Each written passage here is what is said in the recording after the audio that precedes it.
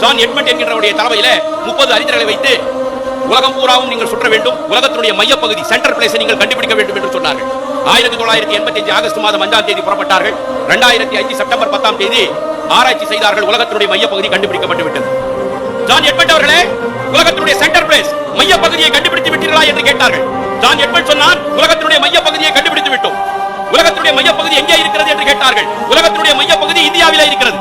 இந்தியாவிலே எங்கே இருக்கிறது? தமிழ்நாட்டிலே இருக்கிறது. தமிழ்நாட்டிலே எங்கே இருக்கிறது? சிதம்பரத்திலே இருக்கிறது. சிதம்பரத்திலே எங்கே இருக்கிறது? சிதம்பரம் கோவிலிலே இருக்கிறது. சிதம்பரம் கோவிலிலே எங்கே இருக்கிறது? நடராஜ பெருமான் தாண்டவம் ஆடுகின்ற அவருடைய திருவடிக்கு கீழே உலகத்தினுடைய மையப்பகுதி இருக்கிறது என்று சொன்னவன் இந்து அல்ல, கிறிஸ்துவன். 30 அறிஞர்கள் விஞ்ஞானிகள் என்று சொன்னார் ஜான் எட்மண்ட்.